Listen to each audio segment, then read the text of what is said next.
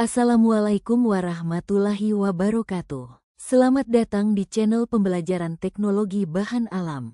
Di sini, kita akan bersama-sama mengeksplorasi bagaimana bahan-bahan alam dapat dimanfaatkan secara ilmiah dan berkelanjutan melalui pendekatan teknologi yang inovatif dan ramah lingkungan. Yuk, kita mulai perjalanan ilmiah ini dan gali potensi alam untuk kehidupan yang lebih sehat dan berdaya saing. Garis bawah. Dalam video ini kita akan membahas tentang konsep dasar teknologi bahan alam, kemudian penanganan pasca panennya, selanjutnya tentang standarisasi simplisia, kemudian parameter mutunya, dan terakhir adalah proses ekstraksi senyawa yang aktif.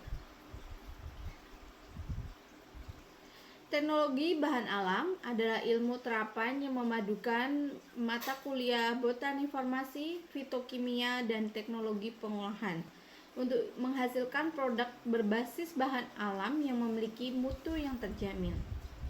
Tujuan dari TBA itu apa sih? Tujuan yang utama adalah yaitu satu, untuk mempertahankan dan meningkatkan kandungan zat aktif. Yang kedua, menghindari kontaminasi atau degradasi selama pengolahan. Kemudian yang ketiga adalah memastikan keamanan serta efektivitas produk yang dihasilkan. TBA itu mencakup berbagai tahap, mulai dari pengenalan bahan awal, penanganan pasca panen, pengolahan simplisia, kemudian standarisasi, hingga ke proses ekstraksi dan formulasi sediaan yang akan siap untuk dikonsumsi.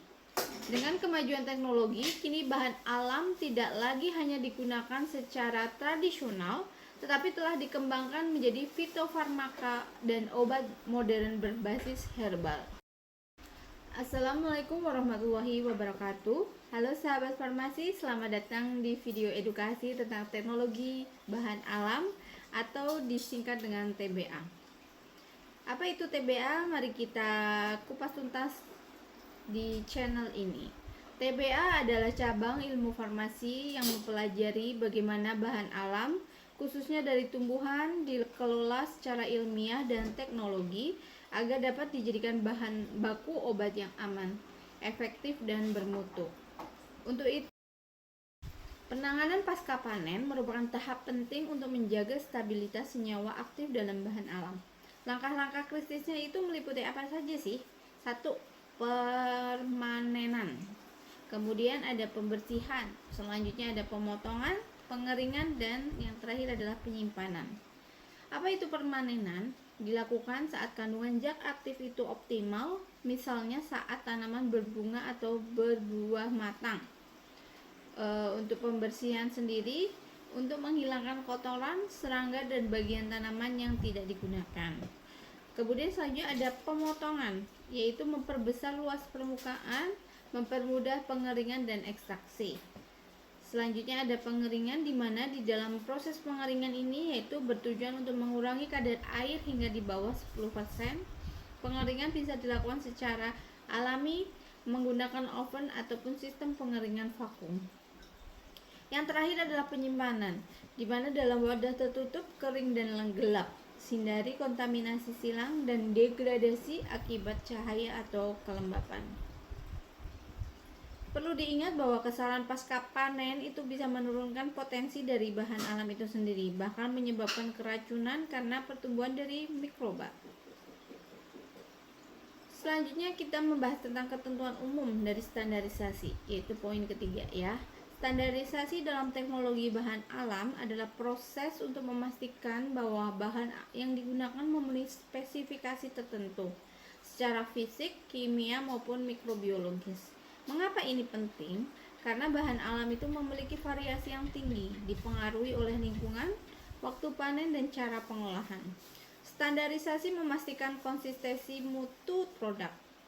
Parameter utama yang harus distandarisasi yaitu 1. Identitas bahan seperti verifikasi spesies tanaman, kadar zat aktif, kadar air, kandungan cemaran mikroba, serta yang terakhir adalah residu pestisida dan logam berat. Semua ini mengacu pada standar nasional seperti Pharmacopoeia Herbal Indonesia atau disingkat FHI dan standar dari BPOM RI itu sendiri. Selanjutnya poin keempat itu terdapat standarisasi dari Simplisia. Apa itu Simplisia? Simplisia yaitu bahan alami kering yang berasal dari tumbuhan, hewan ataupun mineral dan digunakan sebagai bahan baku obat. Dalam konteks TBA, Simplisia itu harus distandarisasi melalui apa? Identifikasi botani, baik makroskopik maupun mikroskopik. Kemudian ada juga uji kadar air, karena air yang terlalu tinggi bisa menyebabkan pertumbuhan mikroba. Kemudian ada uji kontaminan seperti jamur, bakteri patogen, logam berat, dan aflatoksin. Apa itu logam berat? Seperti Pb, Hg, dan KCD. Contohnya untuk standarisasi Simplisia seperti daun sambiloto sebagai Simplisia harus mengandung minimal kadar zat aktif androgapolite tertentu. Simplisia yang tidak memenuhi standar tidak boleh digunakan untuk ekstraksi atau formulasi lebih lanjut. Kita menuju pembahasan di poin kelima, yaitu ada parameter mutu Simplisia, di mana berikut parameternya yang wajib diperiksa. Yang pertama ada fisik, itu meliputi kadar air maksimal 10%, bobot jenis, warna, bau, dan bentuk khas. Kemudian kadar abu total serta abu tak larut asam. Selain fisik tentunya ada faktor kimia yang harus diperhatikan, di mana seperti kandungan senyawa aktifnya, kadar zat penanda atau marker compound, dan kemudian ada kadar minyak atsiri dan senyawa lainnya. Oke, itu fisika dan kimia. Kemudian kita ke mikrobiologi, yang harus diperhatikan adalah jumlah total mikroba, kemudian keberadaan E. coli, salmonella atau jamur toksigenik.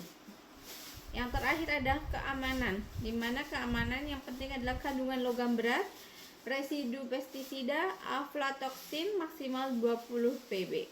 Standar mutu ini sangat penting untuk menjamin keamanan dan efektivitas bahan sebelum diproses lebih lanjut. Next, kita menuju ke poin 6 atau ekstraksi, di mana ekstraksi adalah inti dari teknologi bahan alam, yaitu proses pemisahan senyawa aktif dari Simplisia menggunakan pelarut. Tujuannya itu apa? Untuk menghasilkan ekstrak yang kaya zat aktif, stabil, dan siap digunakan dalam sediaan farmasi. Metode umumnya seperti maserasi, refluxoletasi, ultrasound assisted extraction, microwave assisted, and supercritical extraction. Apa itu? Kalau maserasi sendiri adalah perendaman Simplisia dalam pelarut. Apa itu reflux? Adalah pemanasan dalam sistem tertutup. Kemudian ada shockletasi atau sirkulasi pelarut panas secara kontinu. Kemudian ada ultrasound assisted extraction, itu menggunakan gelombang suara untuk meningkatkan efisiensi. Kemudian ada microwave assisted and supercritical extraction, yaitu teknologi modern yang lebih selektif. Nah, faktor penting dalam ekstraksi, kita harus memperhatikan jenis pelarutnya. Ada air, etanol, dan metanol. Kemudian rasio pelarut dan bahannya. Kemudian suhu dan waktu ekstraksinya. Kemudian ukuran partikelnya juga tidak kalah penting. Setelah diekstraksi, kemudian ekstrak itu harus melalui proses standarisasi ekstrak. Meliputi apa saja? Yaitu ada kadar zat aktif harus sesuai, tidak mengandung pelarut sisa, kemudian stabil secara fisik dan kimia. Nah, kita sampai di penghujung dari video yang saya buat kali ini. Untuk selanjutnya nanti akan saya jelaskan lebih detail lagi ya. Nah, untuk penutupnya bahwa teknologi bahan alam adalah fondasi dalam pengembangan obat modern berbasis herbal. Dengan memahami proses dari awal sampai akhir, dari mulai yaitu dari pasca panen, kemudian ada standarisasi Simplisia hingga ke ekstraksi, kita itu bisa menghasilkan produk yang aman, berkualitas tinggi, dan siap bersaing secara global. Kualitas bahan alam bukan ditentukan oleh kealamiannya semata, tetapi oleh standar ilmiah dan teknologi pengolahan yang tepat. Semoga video ini bermanfaat dan menjadi bekal bagi mahasiswa, akademisi, maupun praktisi farmasi untuk memaksimalkan potensi sumber daya alam di Indonesia. Sampai jumpa di video berikutnya. Wassalamualaikum warahmatullahi wabarakatuh. Bye-bye.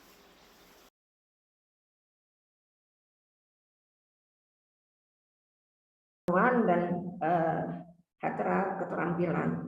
Tentunya Hatra ini menjadi sumber informasi atau medicine yang sangat berharga bagi kita. Next. Nah, tadi pada awal sudah disampaikan bahwa data etnomedicine akan disampaikan adalah berasal dari riset tumbuhan obat dan jamu yang dilakukan pada tahun 2012, 2015, dan 2017. Dari tiga periode tersebut terdapat 2.352 hatra atau penyehat tradisional dan terbanyak di Pulau Sulawesi. Ini Bapak Ibu di sini Sulawesi mempunyai hatra terbanyak 541, persentasinya 23, disusul dengan Kalimantan, Sumatera, dan seterusnya ada 2.352 hatra. Selain itu, mengapa Sulawesi menjadi perhatian di sini? Karena di Sulawesi juga mempunyai persentase pemanfaatan toga yang cukup tinggi ya. Kalau berdasarkan data Kesdes tahun 2018, angka Indonesia ini pemanfaatan toga 24,6.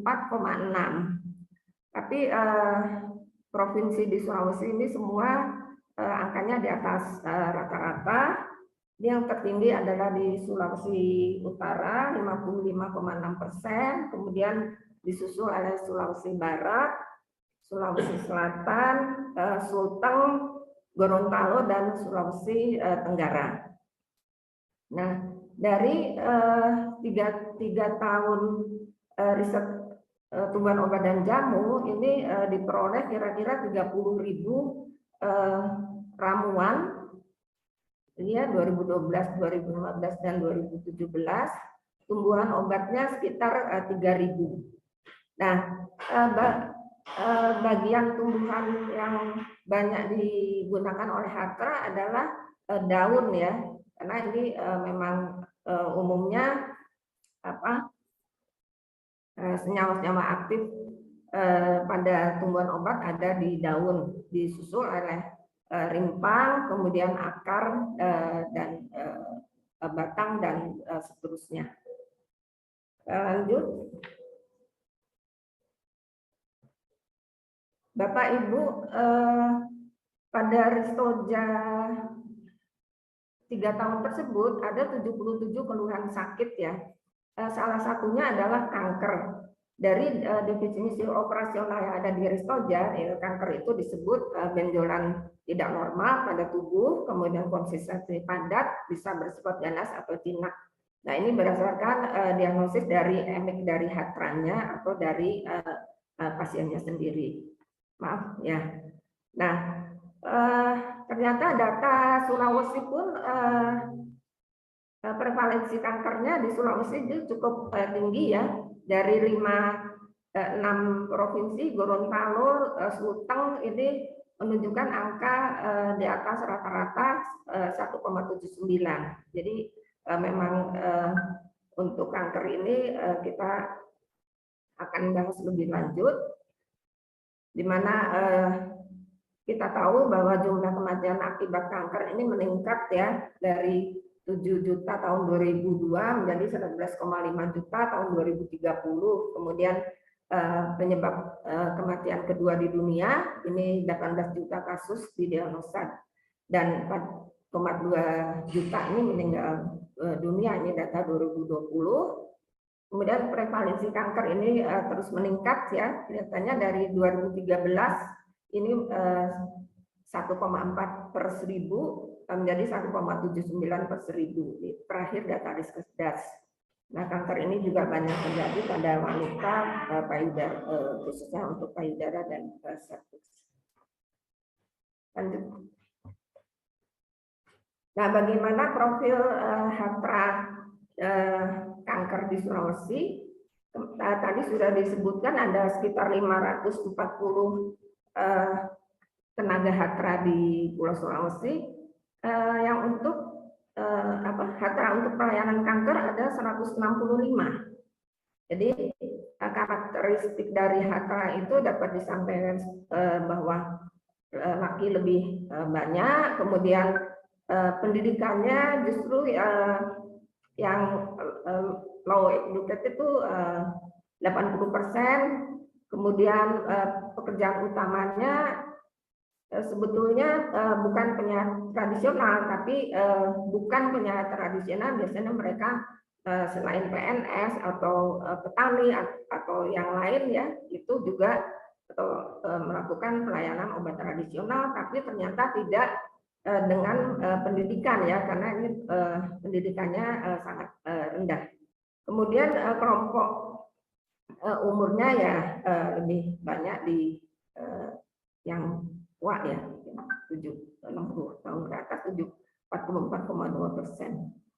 Nah, bagaimana perolehan pengetahuannya? Ya tadi sesuai dengan sampaikan sebelumnya bahwa pendidikan pendidikan non formal atau formal ini hanya 6%, yang lainnya bisa mereka peroleh dari orang tua, kakek nenek, pengalaman atau keluarga serta teman gitu ya. Nah, bagaimana dengan jumlah klien dari HATRA tersebut? Sudah di breakdown antara 1 sampai 10 klien ya per bulan. Sebanyak 115 klien 1 sampai 10 itu 71,4%, sisanya adalah yang jumlahnya lebih banyak ya, tapi persentasenya kecil. Lanjut. Ini bisa juga digambarkan mengenai jumlah HATRA secara keseluruhan dan HATRA dengan ramuan kanker. Ternyata yang terbanyak ini adalah di Sulawesi Tengah ya.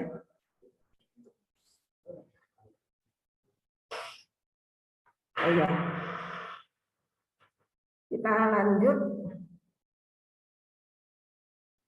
Kemudian sekarang kita masuk pada profil ramuan kanker di Sulawesi. Ini ada 378 tanaman obat yang ada di Sulawesi untuk kanker ya. Dipilih 10 yang terbanyak digunakan. Ini ada komponennya 1, kemudian ada yang komponennya 2, komponen 3, 4, sampai komponen 10. Berapa jumlah HATRA yang menggunakan? Terbanyak adalah yang menggunakan komponen 1, begitu ya, 52,2%. Tapi ada juga HATRA yang menggunakan komponen sampai 10. Nah, ini di sebelah kanan ada contoh ramuan dengan beberapa komponen ya. Contohnya ini ramuan untuk kanker mahkota dewa, kunyit putih dan danau sendok. Ini terdiri dari 3 komponen. Kemudian ada juga HATRA yang menggunakan 11 komponen untuk satu keluhan tumor atau kanker. Ada mahkota dewa, cakar ayam, sumur putih. Kelihatannya ini semua komponen yang dianggap punya efektivitas untuk kanker itu digabungkan semua begitu ya. Jadi biasanya berkaitan untuk yang meningkatkan nutrisi, memiliki sifat antioksidan atau mengurangi konsekuensi terkait penyakit lainnya. Lanjut. Ini 10 tanaman obat yang sudah terpilih. Loranthus ini penggunaannya sebanyak 22 kali, Curcuma domestica 13 kali, Annona muricata 11 kali, Areca catopus 9, Morinda citrifolia 7, kemudian Valeria macropapa 7 dan seterusnya. Yang lain tersebar ya jumlahnya. Ini pengulangan-pengulangan yang kami dapatkan. Lanjut. Ya, ini kira-kira data pendukung untuk sisi ilmiahnya. Lanjut. Dari yang tadi 10, apakah dia mempunyai sifat empiris? Ini ada yang ada yang tidak ya. Kemudian kandungan kimianya sudah disebutkan. Kemudian data ilmiahnya yang mendukung untuk kanker, semua atau 10 tanaman tersebut mempunyai data ilmiah sesuai klaim untuk kanker atau tumor ya, seperti Loranthus. Kemudian ini rujukannya Curcuma domestica, Annona muricata, Areca catopus. Yang menarik di sini bahwa Hatra tidak menggunakan tanaman obat untuk kanker berdasarkan data empirisnya. Jadi mereka mungkin mengenal dari teman atau membaca sehingga ini digunakan untuk ramuan mereka. Lanjut. Ini selanjutnya tadi dari 10 5 tanaman obat itu mempunyai data empiris, tapi 5 yang lain tidak punya data empiris. Kemudian data ilmiah yang mendukung klaim kankernya sudah lumayan gitu. Ini belum semua saya cari ya, yang saya hanya sebagian kecil mencari.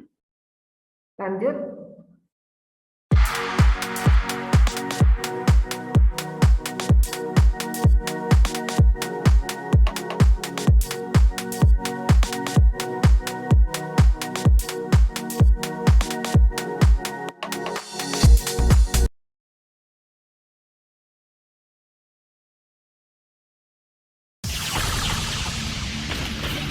Bro, tolong!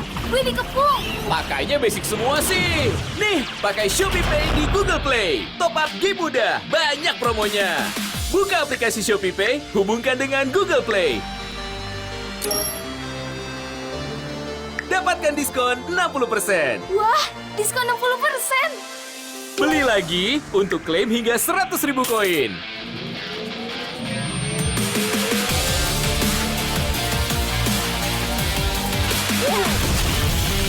Free Fire, Booyah! Bayar pakai Shopee Pay di Google Play.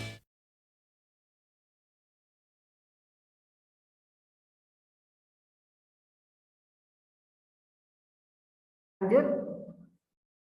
Nah, ini saya cetak saja. Ini Loranthus, tanamannya Loranthus adalah benalu ya. Ini banyak sekali dipakai. Empirisnya anti tumor. Lanjut. Nah, ini Curcuma domestica atau kunyit. Ini tidak ada empirisnya tapi digunakan untuk kanker dan sudah banyak hasil penelitian yang menjurus ke sana. Lanjut. Kemudian Annona muricata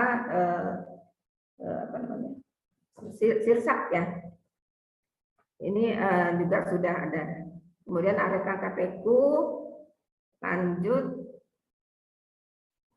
Morinda citrifolia atau mengkudu, ini ada empiris sebagai agen anti kanker, sudah ada mekanisme anti tumornya, anti proliferasi dan apoptosis ya umumnya. Kemudian Valeria macrocarpa, ini juga empirisnya banyak menyatakan sebagai anti kanker. Kemudian lanjut. Hiperbetel juga ini tidak ada empiris tapi sudah ada data, tapi ini lebih kepada sitotoksik ya, masih sedikit datanya. Kemudian lanjut, Euphorbia hirta ini banyak dikatakan kebo ya, banyak ditemui di pinggir-pinggir jalan. Ada ininya hasil empirisnya. Kemudian Imperata cylindrica juga tidak ada hasil empiris, tapi sudah dilakukan penelitian untuk ke arah sana. Lanjut. Nah, ini Bapak Ibu, saya coba untuk menambahkan tanaman obat di Sulawesi ya, berdasarkan literatur. Ini ada kira-kira 8 rujukan yang setelah dibaca itu khusus untuk Sulawesi dan mempunyai tanaman obat untuk kanker ya di dalamnya. Ini untuk Sulawesi Barat itu ada 34 tanaman obat di Kabupaten Mamasa, ada 3 yang dimanfaatkan untuk kanker. Kemudian dari sumber etnofarmasi Kecamatan Penrang di Sulawesi Selatan ini dari 68 tanaman obat ada 3 juga yang digunakan untuk kanker. Kemudian tanaman obat di hutan Gantara Sulawesi Tenggara 34 ada 2 tanaman obat yang digunakan. Lanjut. Nah, ini yang khusus untuk Sulawesi Utara lumayan banyak. Ada 2 buku ya yang eksplorasi tanaman obat di Sulawesi Utara. Di tumbuhan obat di Sulut ya, karangan Julianus Info, ini yang jilid 1 ada 29 tanaman obat, 2 ini digunakan untuk kanker. Kemudian di Sulut yang jilid 2 buku yang sama ada 34 tanaman obat, 2 digunakan juga untuk kanker. Kemudian ada literatur tanaman obat di hutan di Sulut juga, etnis Minahasa, Bolang, Pawandong, dan Samir dari di Indonesia, meliputi Hatra